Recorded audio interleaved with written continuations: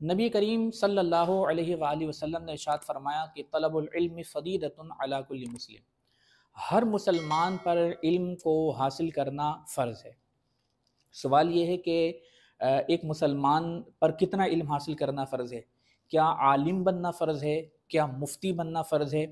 یا پھر اس کے علاوہ شریعت نے کوئی مقدار بیان کی ہے؟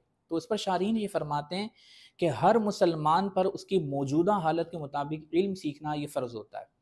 یعنی جتنا دین میں، شریعت میں اس کو علم سیکھنے کی حاجت و ضرورت ہے، ہر مسلمان پر اتنا علم سیکھنا یہ فرض ہوتا ہے۔ چنانچہ اب وہ مقدار جو شریعت نے بیان کی ہے کہ جس کی دین میں ضرورت پڑتی ہے، اسے ہم 5 حصوں میں تقسیم کر سکتے ہیں۔